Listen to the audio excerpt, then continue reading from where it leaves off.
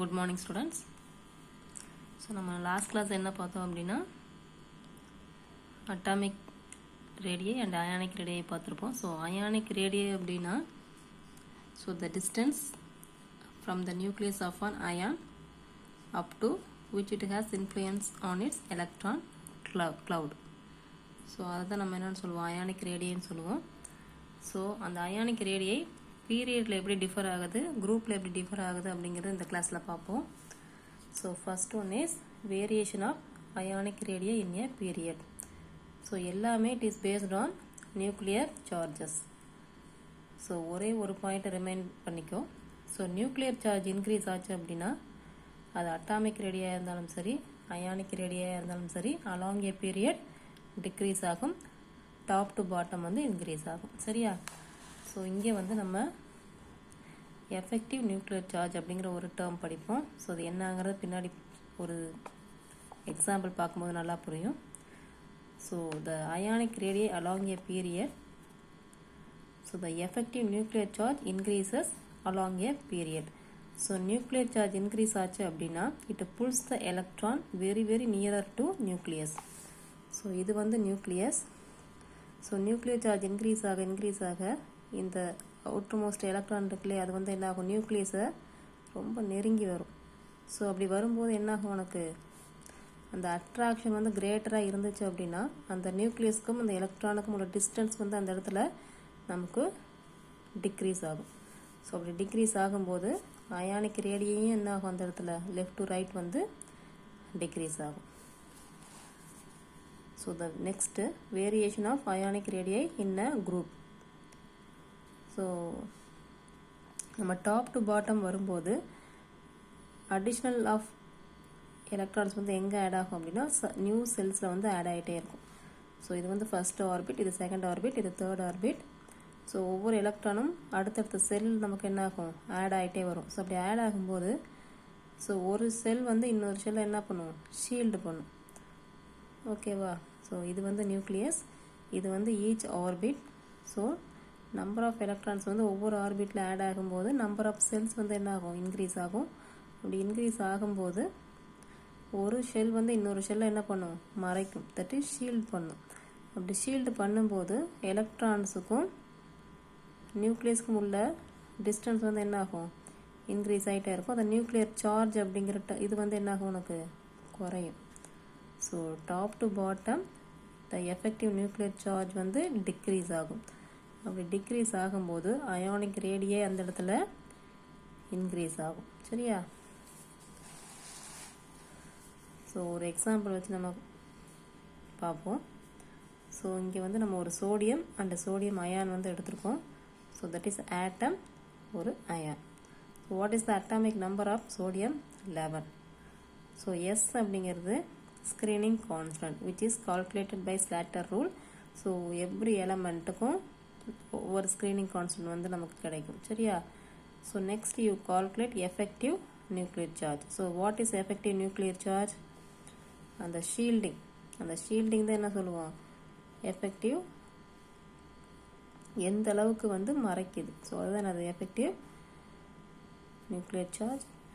So அதை எப்படி calculate பண்ணுவோம் அப்படின்னா Z star is equal to Z minus S. So Z star அப்படிங்கிறது எஃபெக்டிவ் நியூக்ளியர் சார்ஜ், Z அப்படிங்கிறது எந்த ஆட்டம்க்கு நம்ம கால்குலேட் பண்ண போகிறோமோ அதோட அட்டாமிக் நம்பர், எஸ் அப்படிங்கிறது அந்த எலமெண்ட்டோட screening constant value. So sodium atomic number 11, screening constant value 8.80. So இது ரெண்டையும் சப்ஸ்ட்ராக்ட் பண்ணோம் அப்படின்னா you get 2.20. For sodium ion the atomic number is 11, screening constant value 4.15. So what is the effective nuclear charge? 11 minus 4.15 you get 6.85. So you compare these two values. So which one is higher? Sodium ion has higher effective nuclear charge value. So already you know that higher effective nuclear charge means the ionic radii is decreased. So this sodium plus ion smaller compared to sodium atom. Okay. So next you compare chlorine and chloride ion. So what is the atomic number of chlorine 17. So for chlorine atomic number 17, the screening constant value வந்து 10.90. So what is effective nuclear charge? You get 6.10. Like for chloride ion, the effective nuclear charge value is 5.75. So you compare these two value, which one is greater? Chlorine atom has higher value, chloride ion has lower values. From the results, Cl minus, the chloride ion is bigger in size than chlorine atom due to the value of effective nuclear charge. Third one is radii of isoelectronic ions. So what is isoelectronic? Both are having same electronic configuration. So that is isoelectronic. So here you take potassium ion and chloride ion. So K plus and Cl minus. So what is the atomic number of potassium? 19. For chlorine 17. But the screening constant value is same for both these ions because both has same electronic configuration. So the screening constant value is same. Then you calculate effective nuclear charge Z star, which is equal to Z minus S. So what is the value for potassium ion? The value is 7.75. For chloride, the value is 5.75. So simply you compare these two value. So the effective nuclear charge is higher for potassium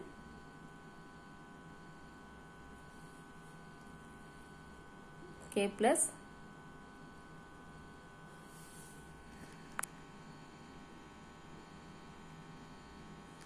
for Cl minus 5.75. So from the result,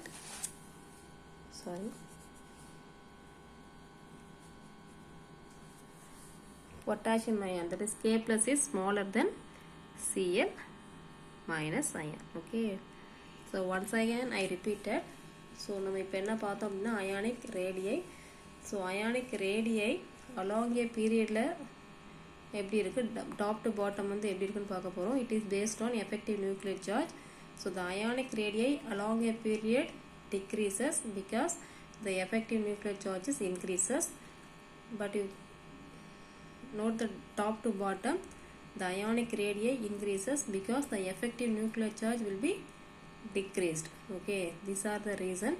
So நம்ம ionic radii வச்சு நம்ம என்ன use அப்படின்னா, எந்த ion வந்து பிக்கரா இருக்கு, ஸ்மாலரா இருக்கு, அதே மாதிரி ஆட்டம் வந்து பிக்கரா இருக்கு, அந்த சைஸை வந்து நம்ம டிட்டர்மின் பண்ணிடலாம்.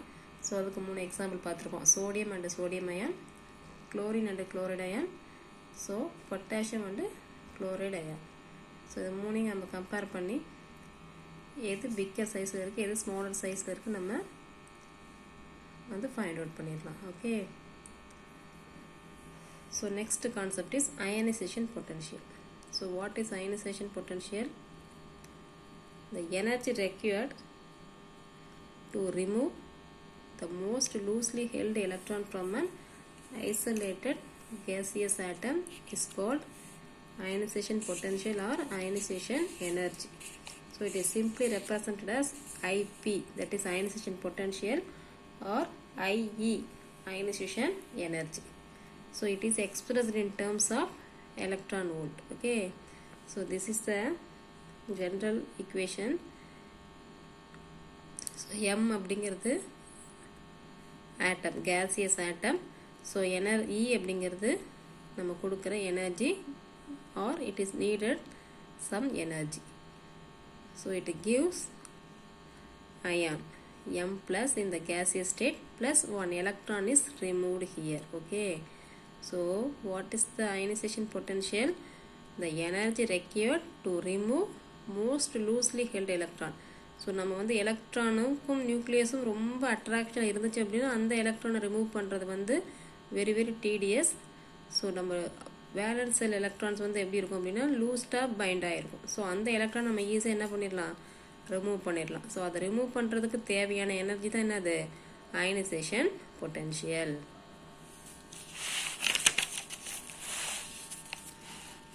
So M gaseous state plus E1 gives M plus electron. So what is E1?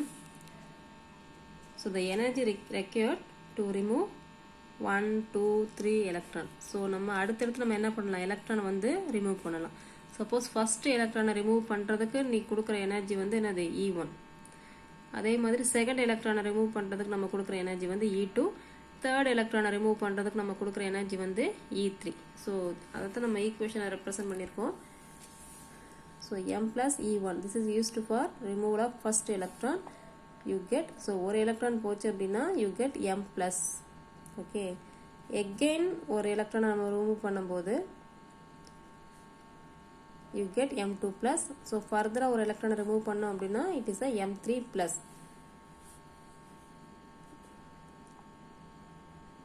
So first எலக்ட்ரானை நம்ம ரிமூவ் பண்ணுறதுக்கு எனர்ஜி கொடுத்துருப்போம் இல்லையா. So that is the first ionisation potential.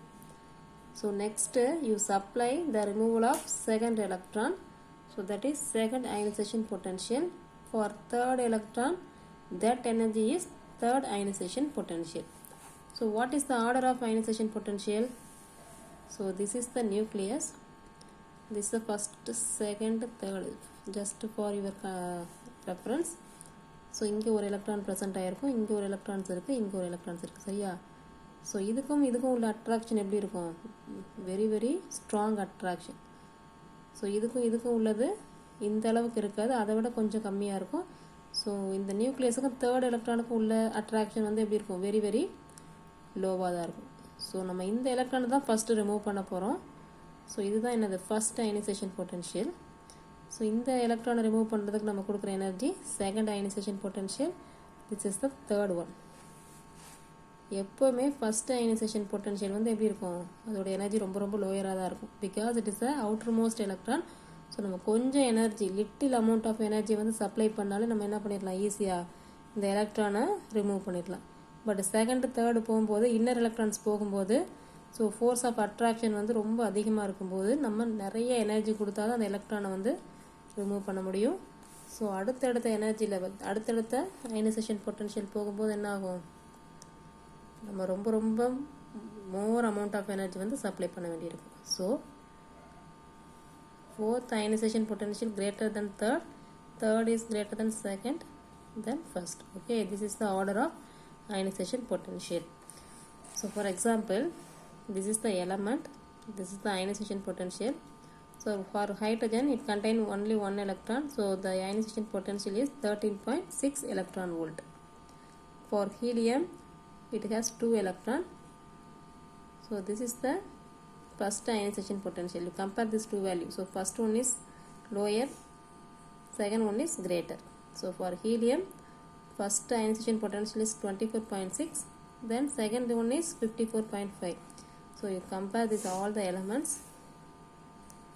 Okay, so you see the boron, first, second, third, fourth, fifth. So fifth ionization potential is very very higher compared to first ionization potential. Okay, so how to vary along a period and a group. So ionization potential along a period increases,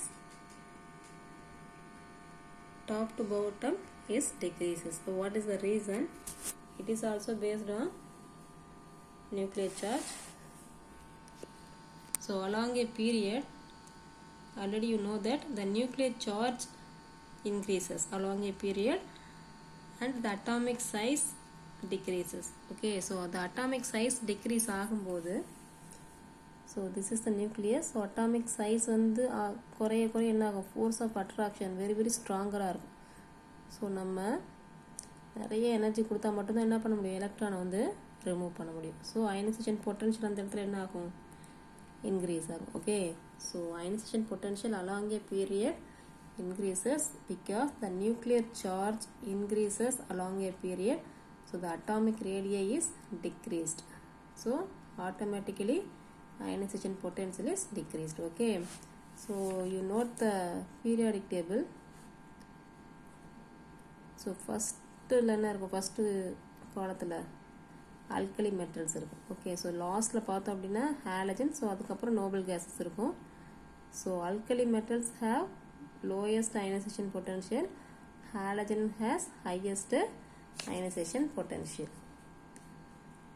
So for example, element, nuclear charge, ionization potential. So lithium, beryllium, boron, this is the period. So what is the nuclear charge of lithium? +3, for beryllium +4, like that neon +10. So what is the ionization potential? So along a period it increases. So you note the value 5.4 to 21.6. So it is a increasing order. So along a period it will be increased. So one exception case is, so halogens में along a period ல பார்க்கும்போது அதோட size வந்து larger in size. So இங்க alkali metal இருக்கும், இங்க transition metals, halogen. So கடைசியா தான் என்ன இருக்கும், noble gases இருக்கும். So along a period வந்து நம்ம என்ன பேசியிருப்போம்னா atomic radii வந்து decrease ஆகுதுன்னு பேசியிருப்போம். But halogen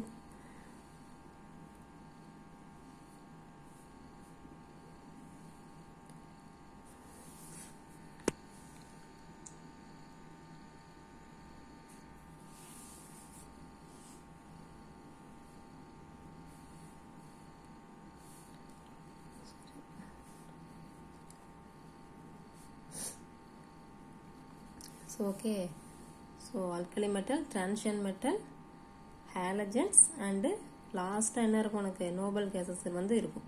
ஸோ நம்ம என்ன பார்த்துருப்போம் அப்படின்னா along a period atomic radii வந்து decrease ஆகுதுன்னு பார்த்துருப்போம்.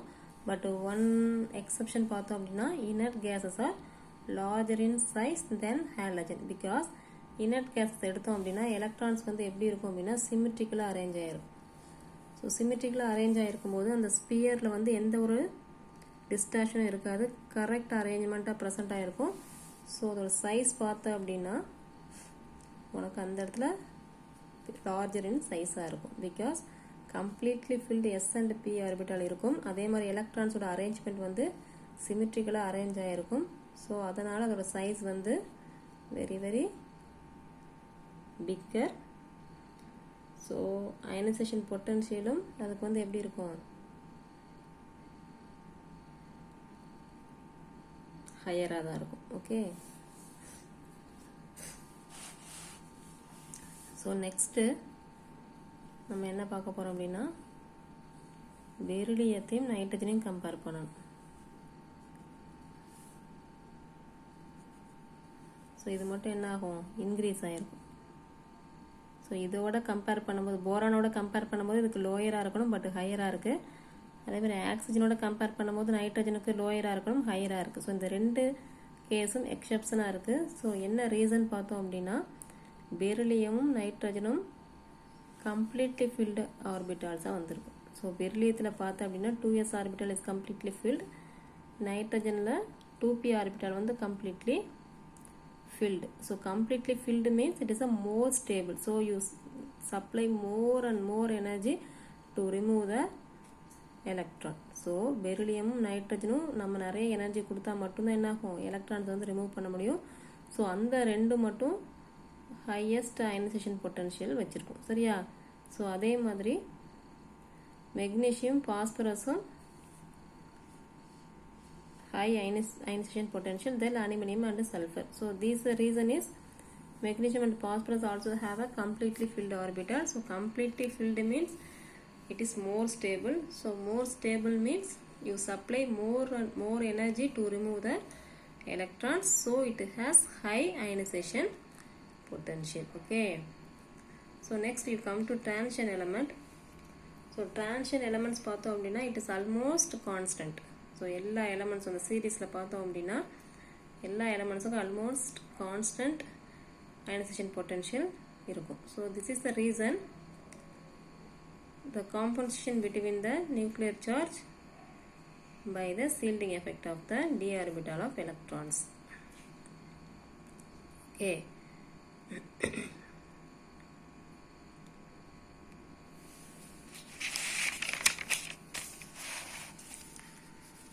What is the ionization potential in a group?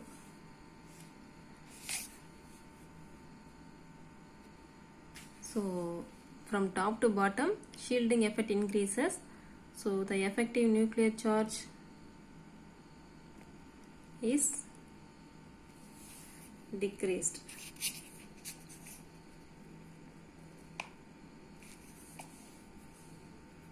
So effective nuclear charge decrease ஆச்சு அப்படின்னா எலக்ட்ரான்ஸ் வந்து என்ன பண்ணிடலாம், ஈஸி அந்த ஃபோர்ஸ் ஆஃப் அட்ராக்ஷன் வந்து ரொம்ப ரொம்ப கம்மியாக இருக்கும். ஸோ எலக்ட்ரானை ஈஸியாக நம்ம வந்து ரிமூவ் பண்ணிடலாம். ஸோ டாப் டு பாட்டம் பார்க்கும்போது அயனைசேஷன் பொட்டன்ஷியல் என்ன ஆகும், அந்த இடத்துல நமக்கு டிக்ரீஸ் ஆகும். So next electron affinity. So what is electron affinity? ஒரு எலக்ட்ரானை ஒரு ஆட்டத்தோட, ஒரு கேஸியஸ் ஆட்டத்தோட ஆட் பண்ணும்போது எனர்ஜி ரிலீஸ் ஆகும். ஸோ அதுதான் என்னன்னு சொல்லுவோம், electron affinity. Okay, so the energy released when an electron is added to an isolated gaseous atom to form a negative ion is called electron affinity. So for example, X is a gaseous atom. You add one electron. So electron add பண்ணும்போது the neutral gaseous atom is converts to negative ion. So X minus plus energy is released. Okay, then you add a second electron. So you add addition of second electron. So first electron add பண்ணும்போது தான் energy வந்து release ஆகும். Second நம்ம electron add பண்ணும்போது நம்ம தான் energy வந்து supply பண்ண வேண்டியிருக்கும். ஸோ எனர்ஜியை வந்து நம்ம கொடுக்குறோம். So X plus E minus plus இ, ஏற்கனவே ஒரு மைனஸ் இருக்குது. ஸோ அடிஷ்னலாக தான் நம்ம இன்னொரு எலக்ட்ரான் ஆட் பண்ண போகிறோம். So it is a x2 minus. Okay, so for example ஃப்ளோரினுக்கும் ஆக்சிஜனுக்கும் பார்க்க போகிறோம். ஸோ ஃப்ளோரின், ஸோ ஒரு எலக்ட்ரான் ஆட் பண்ணும்போது அதோட எலக்ட்ரான் அஃபினிட்டி அதையும் நம்ம எலக்ட்ரான் வோல்ட் தான் சொல்லுவோம். So minus 3.45. For oxygen, so first electron affinity value வந்து என்னது, மைனஸ் 2.2. ஸோ செகண்டாக நம்ம ஒரு எலக்ட்ரான் ஆட் பண்ணும்போது it is a positive value, because நம்ம தான் எனர்ஜியை கொடுப்போம், எனர்ஜி ரிலீஸ் ஆகாது. So it has positive value, that is 7.2. Okay, so next electron affinity along a period and down a group வந்து எப்படி சேஞ்சஸ் ஆகுதுன்னு பார்க்கணும். So first one is variation of electron affinity along a period. So along a period nuclear charge is increased. So the electron affinity, so what is electron affinity? Is the ability of an atom to accept the electron. So increased nuclear charge will causes the greater attraction of electron. Therefore electron affinity increases across a period. So this is the nucleus. So nuclear charge increase ஆகும்போது the force of attraction is very stronger. அப்போ force of attraction ஸ்ட்ராங்காக இருக்குது அப்படின்னா நம்ம ஒரு electron add பண்ணும்போது என்ன ஆகும், ஈஸியாக அது வந்து ஆட் ஆயிரும். So the accept of electron capability is increased. So along a period electron affinity is increased. So next, variation of electron affinity in a group. So from top to bottom, so atomic size is increased. So மேலே இருக்கிறது ஃபுல்லாமே small ஆட்டம்ஸாக இருக்கும், கீழே போக போக நமக்கு ஆட்டத்தோட size வந்து லார்ஜராக இருக்கும். சரியா? ஸோ ஸ்மால் ஆட்டம்ஸாக இருந்துச்சு அப்படின்னா it has greater affinity than bigger atom, because the atomic size increase ஆக electron affinity வந்து decrease ஆகும், because both are inversely proportional. So ஏன் அப்படின்னா அட்டாமிக் சைஸ் இன்க்ரீஸ் ஆகும்போது அந்த நியூக்ளியஸை விட்டு என்ன ஆகுது, உனக்கு ரொம்ப தள்ளி போயிடுது இந்த ஆர்பிட் வந்து. ஸோ இது வந்து சென்டரில் எப்போவுமே என்ன இருக்கும், ப்ளஸ் சார்ஜு, வெளியே நம்ம ஆட் பண்ணுற எலக்ட்ரான் வந்து நெகட்டிவ் சார்ஜ். ஸோ ஆப்போசிட் சார்ஜுங்கும் போது ஆப்போசிட் சார்ஜாக இருந்தால் தான் என்ன ஆகும், அந்த இடத்துல அட்ராக்ஷன் வந்து பாசிபிள். ஸோ நியூக்ளியஸை விட்டு இது ரொம்ப தள்ளி போயிடுது. ஸோ தள்ளி போகும்போது ஸோ நம்ம எலக்ட்ரான் ஆட் பண்ணோம் அப்படின்னா என்ன ஆகாது, அந்த அளவுக்கு ஈஸியாக ஆட் பண்ண முடியாது. ஸோ அட்டாமிக் சைஸ் இன்க்ரீஸ் ஆகும்போது எலக்ட்ரான் அஃபினிட்டி அந்த இடத்துல டிக்ரீஸ் ஆகும். ஸோ இங்கேயுமே ஒரு எக்ஸப்ஷன் கேஸ் இருக்குது. So fluorine and chlorine. So காலத்தில் பார்த்தோம் அப்படின்னா ஸோ ஃபஸ்ட்டு ஃப்ளூரின் இருக்கும், செகண்ட் வந்து குளோரின் இருக்கும். சரியா? ஸோ நம்ம கான்செப்ட் படி பார்த்தோம் அப்படின்னா ஸ்மாலர் சைஸாக இருந்துச்சு அப்படின்னா எலக்ட்ரான் அஃபினிட்டி ஹையராக இருக்குன்னு பார்த்துருப்போம். பட் இந்த கேஸில் அப்படி இருக்காது. ஸோ ஃப்ளூரினோட எலக்ட்ரானிக் கான்ஃபிகரேஷன் பார்த்தோம் அப்படின்னா 1s2 2s2 2p5. So fluorine is smaller in size. So smaller in சைஸுங்கும்போது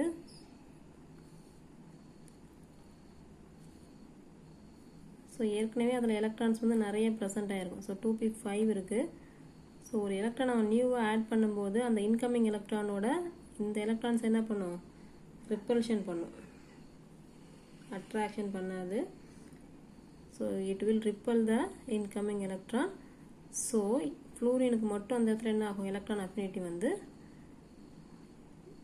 லோயராக இருக்கும் compare to chlorine. This is exception case. Okay. So second case பார்த்தோம் அப்படின்னா half filled or completely filled orbitals. So எந்த ஆட்டத்துக்குலாம் half filled orbital or completely filled orbitals இருக்கும், that are more stable, because completely filled orbital means அதோட இது வந்து எப்படி இருக்கும்? சிமெட்ரிக்காக இருக்கும். அந்த ஆர்பிட்டோட ஷேப் வந்து எப்படி இருக்கும்? சிமெட்ரிக்காக இருக்கும். ஸோ அந்த மாதிரி இருக்கும்போது இதுவுமே என்ன செய்யாது, உனக்கு ஈஸி எலக்ட்ரானை வந்து அக்செப்ட் பண்ணாது. ஸோ அதை நம்ம என்னன்னு சொல்லுவோம்? ஜீரோ எலக்ட்ரான் அஃபினிட்டின்னு சொல்லுவோம். For example noble gases. So the electronic configuration is NS2 NP6.